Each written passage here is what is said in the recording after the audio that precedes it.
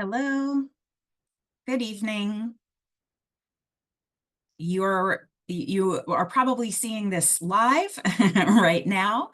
If it is December the 11th of 2024, this is also being recorded. So if you are watching after the fact, just so you know, as far as a timeline, this webinar was recorded on Wednesday, December 11th of 2024. My name is Carla Whitaker. I work for CalSOAP. We are the California Student Opportunity and Access Program. UC San Diego is our fiscal agent, so that is kind of like the department that we run through, but we are funded by the California Student Aid Commission. They're the ones who create the DREAM Act application and make sure that everybody in California gets a financial aid if they are eligible and finds out their eligibility for California aid. So a lot of what CalSOAP does, everything that we do is free, first of all, but a lot of what we do is educating students and parents on various things that have to do with college going. And what we're going to be talking about tonight is scholarships. So many people are not going to get the entire amount that they need for everything to pay for college from just gift aid or from just financial aid like grants and loans and work study. So they're looking usually to supplement with extra money, and scholarships are one of the ways to do that, to help pay for college expenses.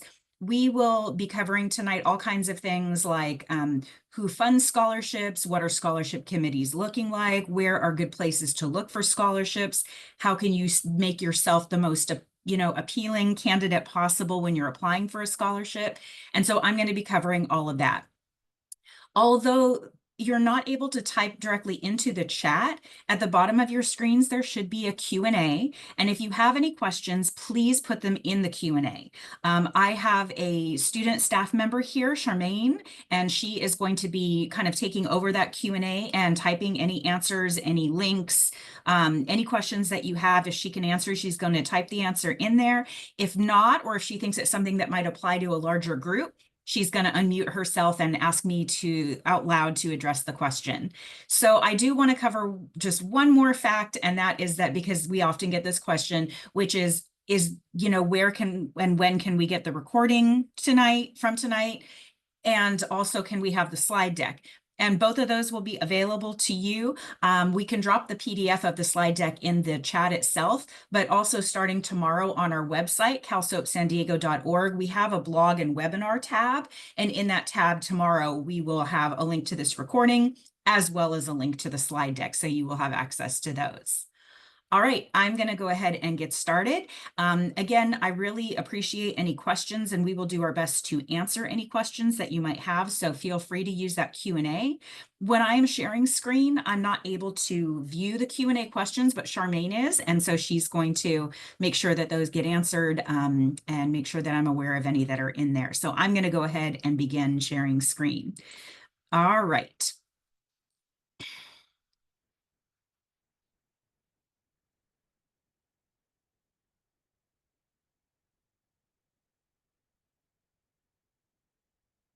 Okay, so once again, who we are is CalSOAP, the California Student Opportunity and Access Program. Our program here is for San Diego and Imperial counties.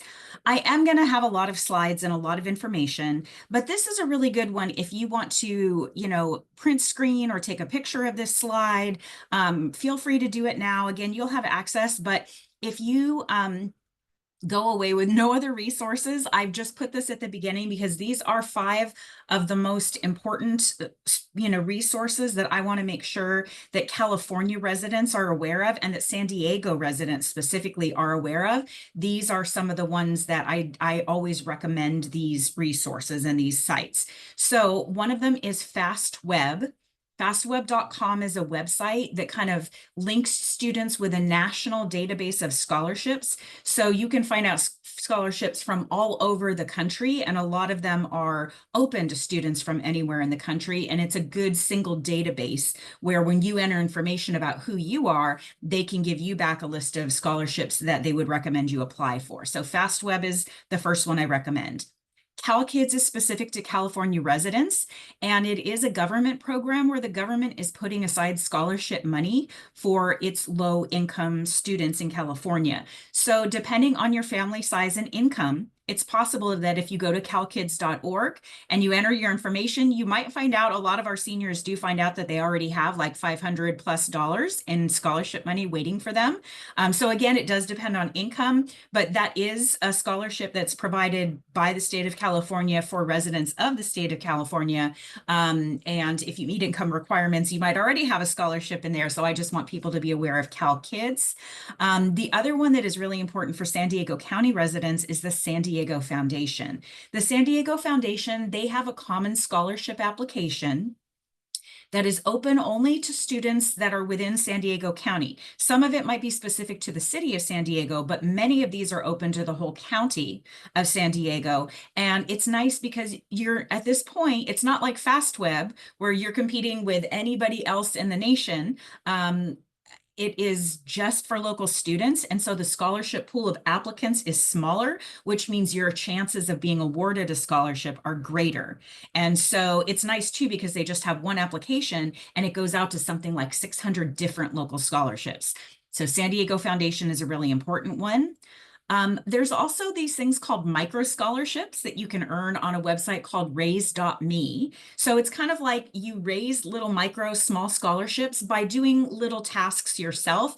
And that is things like taking a free online financial literacy course or creating a scholarship list or a college list, or there's like little things that you can do that students are already mostly doing if they're college bound. And then a lot of colleges do recognize raise.me micro scholarships. All right. And then finally, Big Future, which is run through the College Board. Big Future is, they have a lot of resources just for researching careers, researching colleges, researching financial aid, but also they have scholarships that they give out. They have drawings every month for a $500 scholarship. Well, I should say multiple $500 scholarships. And then if you go through all of the steps by the end of your senior year, I think there's 6 steps you can do. And it's things, again, like creating a scholarship list, creating a college list, applying to college, applying to financial aid. If you do all those things, your name actually goes in a drawing for a $40,000 scholarship. And it's nice because it doesn't require an essay, doesn't have a certain minimum GPA, you don't really need to even fill out an official application. You just have to have a College Board account and check off the things on the list. And so that is a nice one because it's open to anybody. And it doesn't require a ton of work that you're not already doing. Okay. All right. So let's get into the nitty gritty now that we've seen some of the main resources. So college, you have to look at college as college costs money.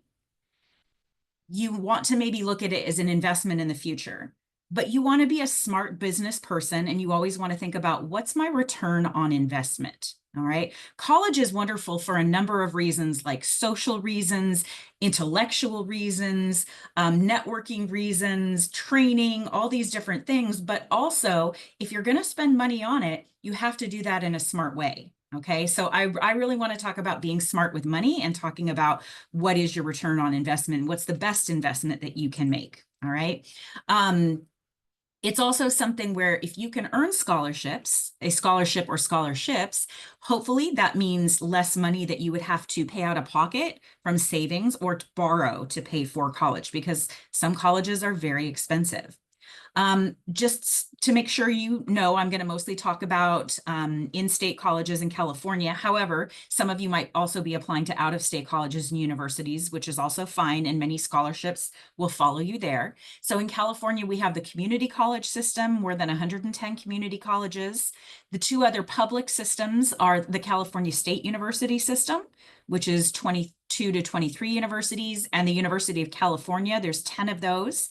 Then we have our private and independent universities here in California. We also have a lot of vocational and technical schools, like trade schools as well. So financial aid usually can be used at any of these.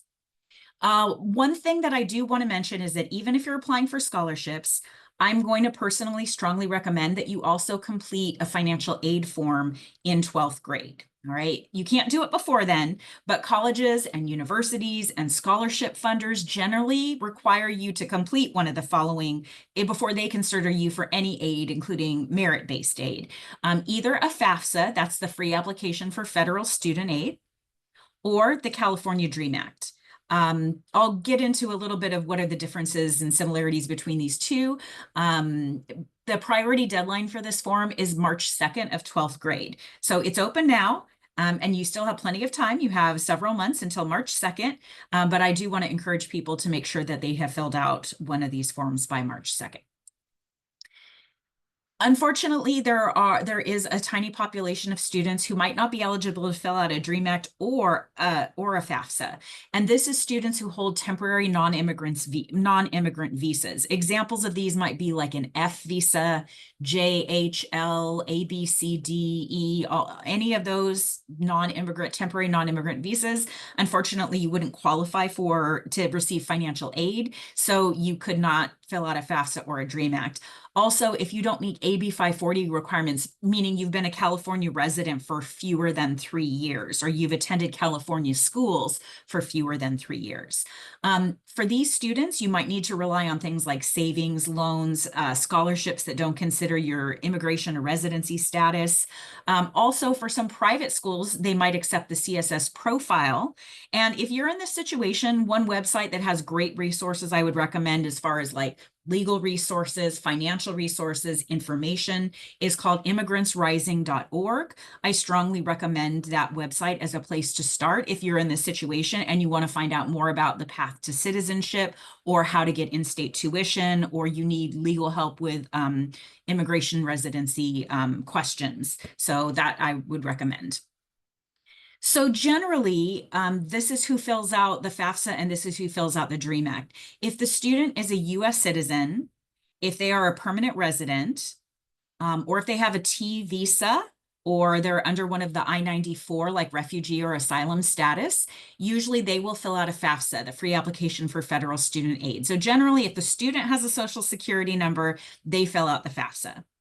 The California DREAM Act application is all the same questions that are on the FAFSA, but the difference is if you are undocumented, maybe you have DACA status, maybe you have temporary protected status, you've been here for 3 years or longer, but you don't have a social security number, then generally you fill out the California DREAM Act instead of the FAFSA because you wouldn't qualify for any federal aid. However, you might qualify for aid in the state of California. I do want to mention one thing that is kind of, if you want to say a hot topic or a sensitive topic right now, and that is that next month in January of 2025, there will be a new presidential administration. And so there might be some possible changes to the Department of Education. We have about 12% of students here in California who the student is documented and the student has a social security number, but the parent does not. Normally, that has been the status quo for many years, and students still fill out a FAFSA, and their parents are still an information contributor and they contribute their information. However, because the Department of Ed might be changing, because they're, we don't know what changes to expect, we can't predict what's going to happen with information that is shared with a federal entity. If someone has a concern, like an immigration-related concern about filling out the FAFSA and the parent sharing their information, saying, well, hey, I'm undocumented and I want my kid to get financial aid, but I'm really afraid of sharing this information with the federal government. We are doing something in the state of California where you can do something called CADA now, FAFSA later, where if you're hesitant to fill out the FAFSA and you want to wait a month or two and see how things shake out with the Department of Education, you can fill out the California DREAM Act now, and they have a way for you to do that. Before, there wasn't really a way to do that because it didn't matter the parent status, just the student status. But now there's a way that you can fill out the DREAM Act for now, and then possibly fill out the FAFSA later, or possibly not. It's going to be a decision that families kind of decide on their own based on information. And we don't have a recommendation one way or the other. We're just giving you as much information as possible. Okay, Is there any financial aid form in addition to the FAFSA or the DREAM Act? Yes, there is one more. It's called the CSS profile, and it is something that a lot of private and out-of-state universities require. We jokingly call it the FAFSA's nosy cousin because it asks even more specific financial information about your family, your accounts, your assets, your savings, your farms, your businesses, anything like that. And it does actually have a fee to it. It costs $25 and then $16 additional per college to fill this out. However, if your family income is under $100,000 a year, you'll qualify for a fee waiver, so the profile is free. I'll give you some examples of colleges that do require a CSS profile in addition to a FAFSA, and that would be like Caltech would be one, Columbia, Duke, Harvard, MIT, USC. There's many, many more that require a CSS profile. So that's one additional form if you're applying to private universities that you might have to do in addition. If not, then it's a form you don't have to fill out ever.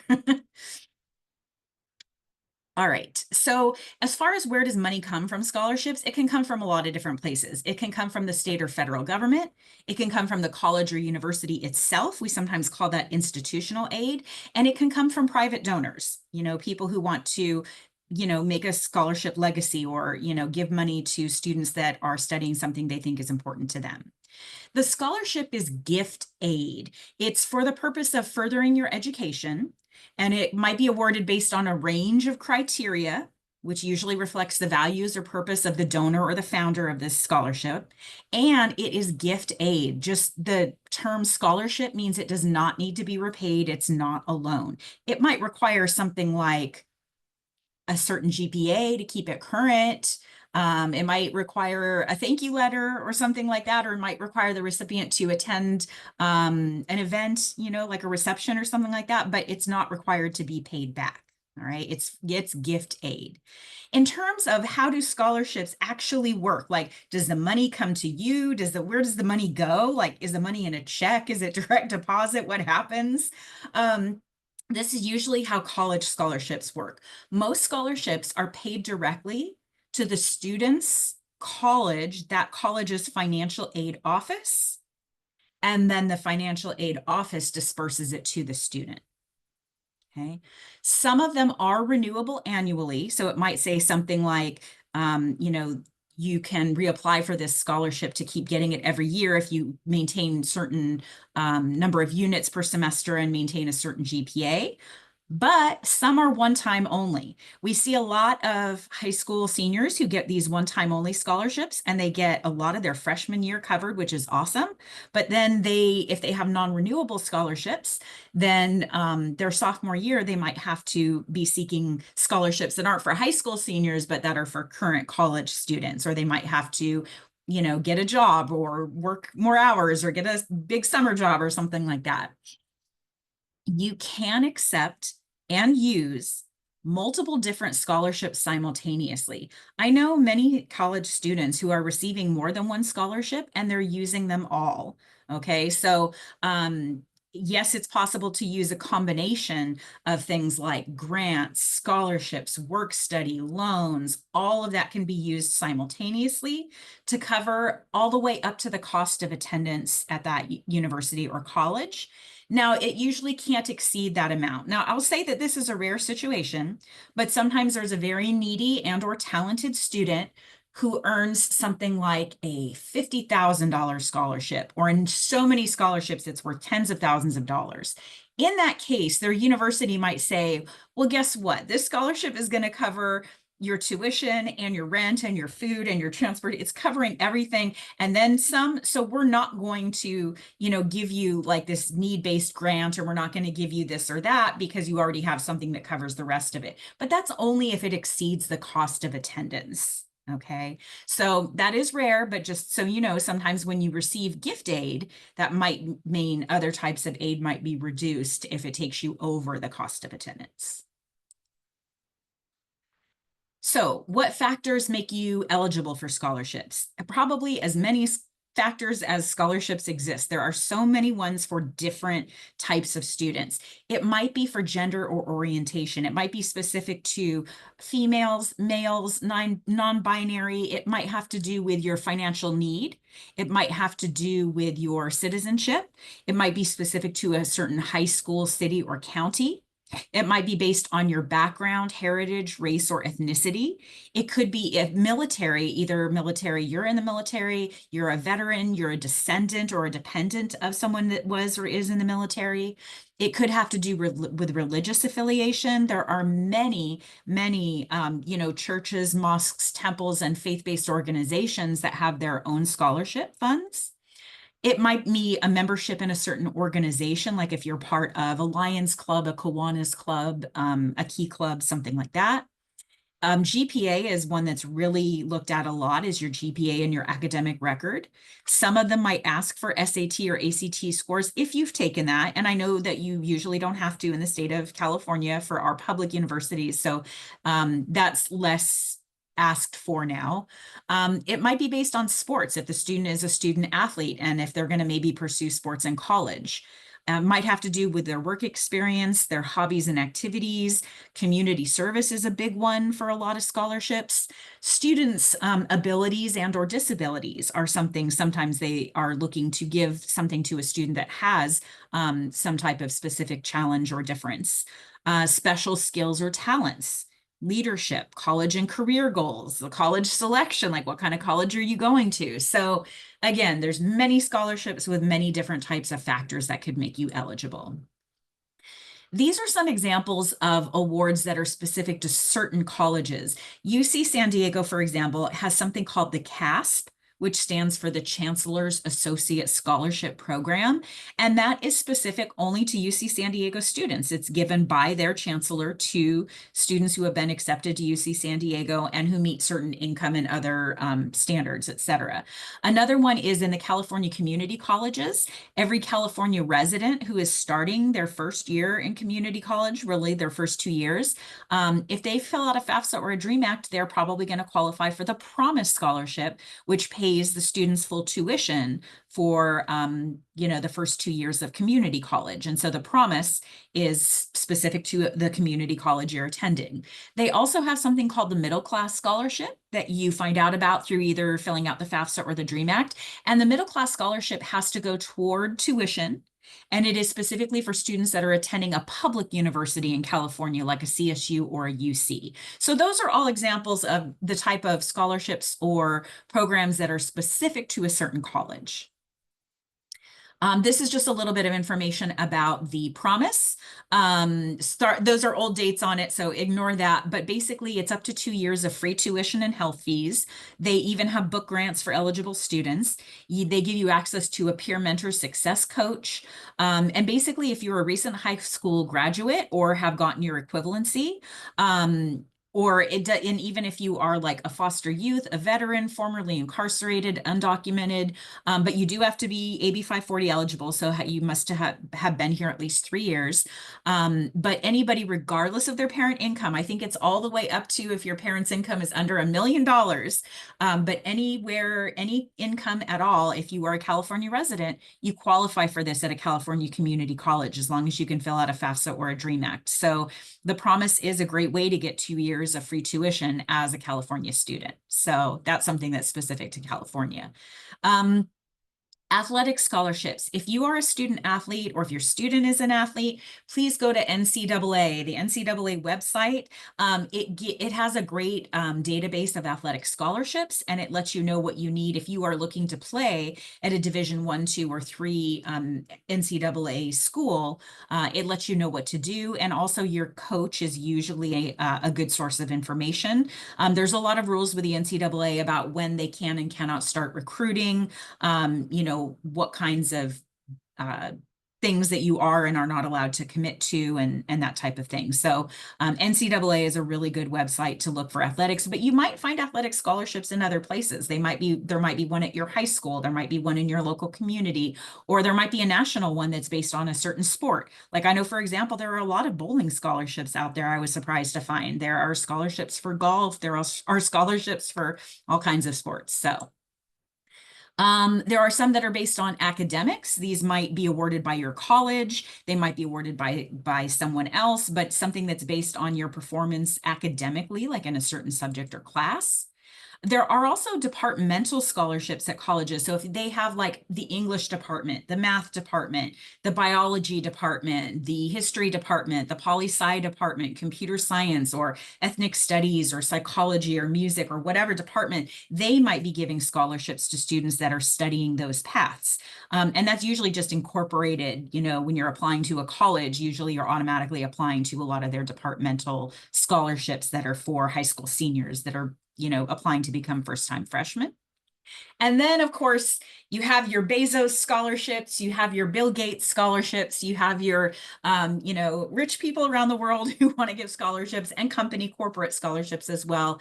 And those range. What they're looking for is different, and the amount of the scholarship is different. It could be $50, it could be $500, it could be $20,000.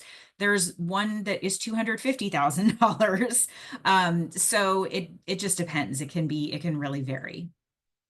There's also corporations that offer scholarships. Sometimes they're offering them to anyone, and sometimes they're offering them to the dependents of their employees. But pardon me, these are ones I'll give you some examples of in a few slides from now. So here are corporations that are technology related that all offer scholarships. Google does, Dell, Microsoft, Adobe, Raytheon. Food and beverage corporations also do, like McDonald's, Burger King. There's a Taco Bell Live Más scholarship that is, the application is out right now. Coca-Cola, Dr. Pepper. Automotive and manufacturing companies like Toyota, BMW, General Motors, Shell, and Chevron, they all have scholarships that they offer. Pardon me. As I mentioned before, also there's sometimes faith-based and religious organizations might offer scholarships. So if you attend a faith-based service, that might be something that you want to look into. Your specific high school, your school district, or your county office of education might also have scholarships that they're giving specifically to students from your school or your district or your county. So those are good resources to look at. I know that our San Diego County Office of Education has a great website where they keep lists of contests that you can win money and scholarships and all kinds of things like that. You can also look at your local Chamber of Commerce, Chamber of Commerce, such as the San Diego Chamber of Commerce. They're a business organization. There's also a Latino, Latinx, and a Black Chamber of Commerce in our area, so that you can check with those to see if they have scholarships. There's also various private organizations, like an example would be UNCF, where it could be based on a number of different things, and they usually have numbers of different scholarships. But I know it would be nice if there was just one single database in the world that had all scholarships in it, but unfortunately, sometimes you find out here or there, and we do our best at CalSOAP to give you ideas on these resources and put them on our Instagram and our social media and put them on our website. As many as we can. We put them out in our monthly newsletter, but there are a lot of them out there. Again, there are a lot of military scholarships. If you want to not necessarily enlist in the military at age 18, but you plan to join the military, maybe you want to go to college that has an ROTC program.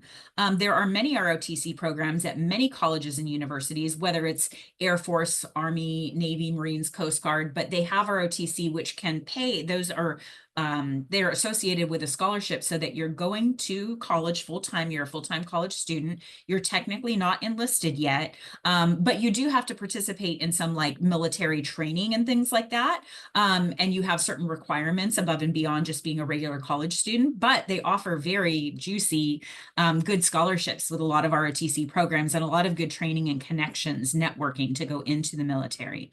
Also, if you have a parent who is a veteran or is serving in the military, there might be scholarships for you. Specifically, you want to go to the CalVet website.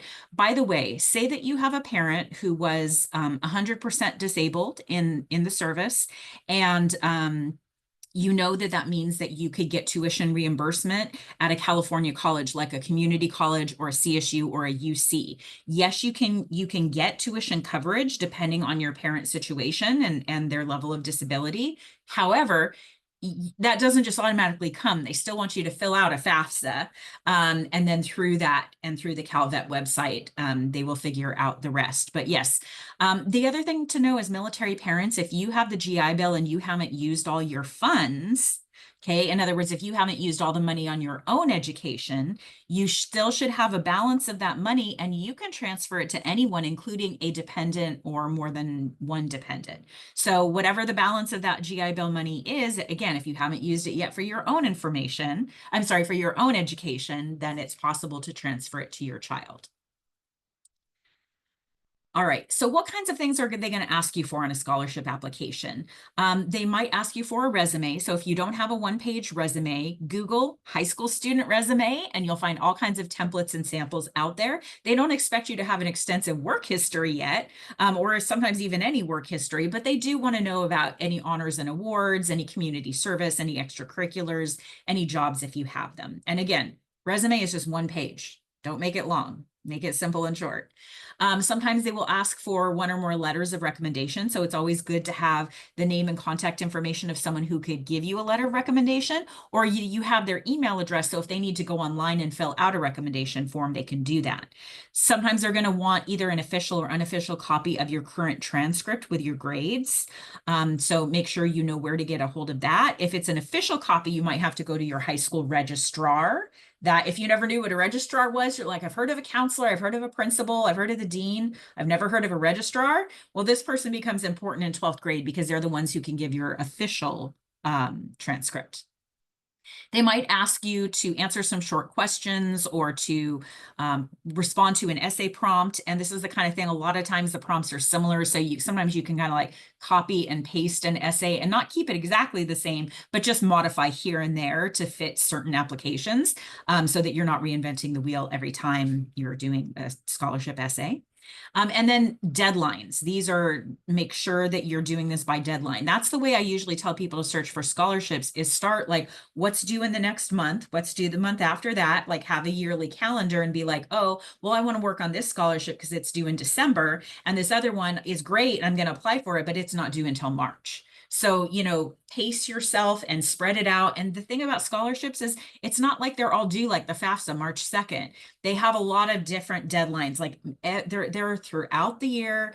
People are offering them, they're due everywhere from August, September, all the way around the year. So there's always some scholarship that is out there that is due that month, which in a way it's difficult because now you have so many deadlines to figure out, but in a way it does spread it out, which is nice. Also, they might want you to, submit a project or sample work. Sometimes if it's like a visual or performing arts-based scholarship, they might want to see a sample of that. Let's see. Okay, as I've said, nowadays, it used to be we would get old College Board scholarship books and we would look up the scholarships, but paper is kind of going away. And so online searches and websites are really a good way to search for scholarship sources. Social media is another one, okay? So follow CalSOAP on social media. We're always trying to post any scholarships that we've heard of, especially local ones, all right? And we try to kind of emphasize them right before it's due. So we're gonna let you know, right now we're posting a lot of scholarships that are due in December, for example. Ask your counselors, your teachers, your community groups, find out if your school counseling office or career center has a scholarship list, whether it's a physical board, whether it is a website they have, whether it's like a digital bulletin, whether it's a weekly, monthly email. And also ask your peers or people that you know that are older than you that have gone to college, like, did you get a scholarship? Where did you get it? Where did you apply? When did you apply? What did you have to do to get it? So ask brothers and sisters and older students and friends. Those are some good places to start. These are some good scholarship websites. Of course, I'm going to give you ours, calsoapsandiego.org. It has a little pay for college tab, and under that tab, one of the sections is scholarships. And so we try to keep a scholarship list.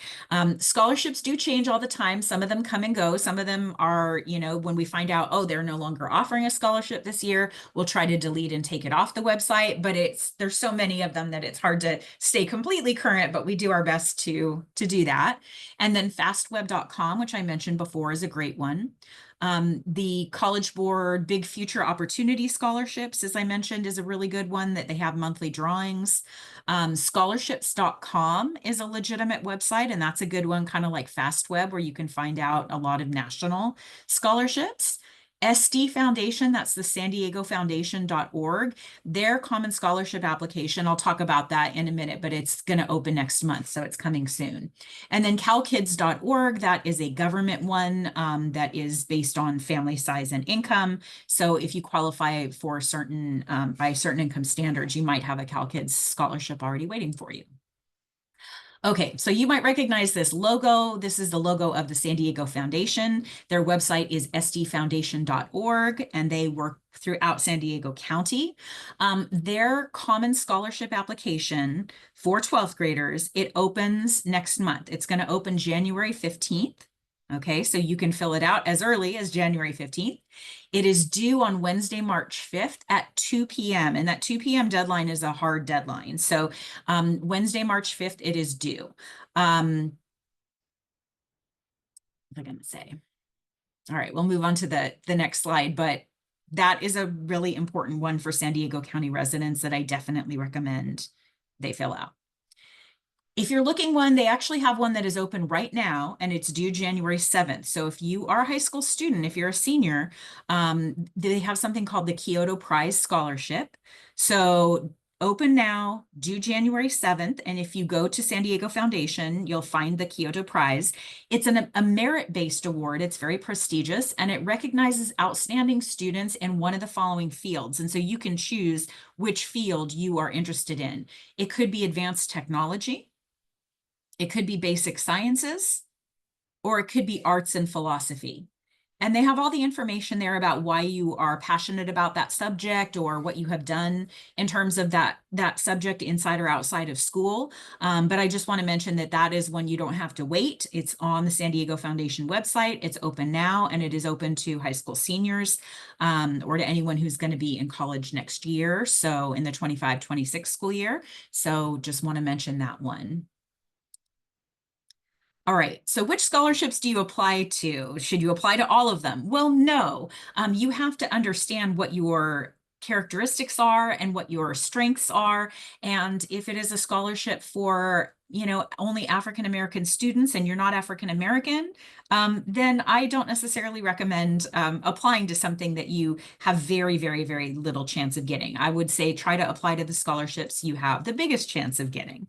A lot of times you want to kind of explain in your application what makes you special, what makes you different, what is something that can characterize you and catches the eye of a scholarship committee.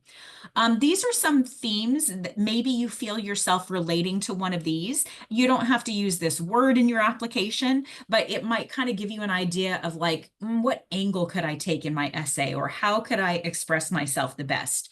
You might be the do-gooder, meaning that you do a lot of things like community service and helping others. Maybe you have a creative talent, something that you're really good at creatively, like a visual or performing art. Maybe you are a survivor, and if this scholarship has to do with overcoming and surviving challenges and barriers, maybe you can write your story about how you've survived and thrived. Maybe it's a brainiac. Maybe you're going to talk about like your GPA, your academics, your intellectual capacity is very strong. Maybe you are an activist. You have a social justice or environmental or whatever cause that you are really passionate about and active in. And so that's the tack you might want to take. Maybe you're into business. Maybe you have your own small business. Maybe you are an entrepreneur, or you've done BizTown, or whatever it is, but you are interested in owning a business. Maybe it's leadership, whether you are a leader on an athletic team or in a musical group, or politically, like in ASB or something like that, but maybe you want to talk about your leadership ability. Maybe you're a scientist. There are a lot of STEM related scholarships out there. So maybe if you're interested in science, that's something you could write about. And then finally, athletic. If you're an athlete and you're going for an athletic scholarship, or if maybe even if just being a student athlete has taught you a lot about how to be a student or how to be a person, then that's a good facet that you can expand on. So what are some of the things that they're judging on? What are some of the criteria that they might have? Well, this varies from scholarship to scholarship, but generally some of the things that everybody likes to see is everybody likes to see hard work. If you have overcome an obstacle, then, and they ask about it, it's good. They want to see how did you overcome it. They also like to see things like teamwork, perseverance, initiative, passion and enthusiasm, a sense of responsibility, civic duty, purpose, and character. So those are some of the things that they're trying to figure out from this application. Like, do you have some of these characteristics maybe? So how do you go about this scholarship process? Apply for as many scholarships as you think you might qualify for. So I know that this is a process. I know sometimes right now it might feel like a part-time job, but what I tell people is like, it might have taken you an hour to fill out this application. Maybe you had to write an essay. Maybe it was a couple of hours of work, but if it could possibly get you $500 or $5,000 down the line, I would recommend you do it. That in a way, I know it doesn't feel like it, but it's easy money compared to working the hours it would take to earn that money. Don't neglect smaller local scholarships because remember, you can pack them and build them and put them all into a package. Try to bridge multiple applications. So don't just throw away or delete your essays, right? Keep them and know that, okay, I can always copy paste and then go in and change things, make it shorter, longer, change it to match another prompt, which comes back to recycle, recycle, recycle. Keep a written personal inventory, know what you've applied to and when, leverage schoolwork and class time. Do this when you have downtime if you do. Learn by example, so ask other people what they're applying to, and just stick with it. I know it's a process, stressful senior year, keep going. Again, I know it doesn't feel easy, but it can be easy money if you earn a scholarship. It's a process, it takes time. It's not like the FAFSA where you can do it all in one sitting. All right, there's multiple scholarships. Okay. I do want to tell people, make them aware that sometimes there are scams out there, and these are some things to be cautious about. If someone calls you on the phone to tell you you've won a scholarship, if you have not applied for that scholarship and it doesn't sound familiar to you, be very cautious.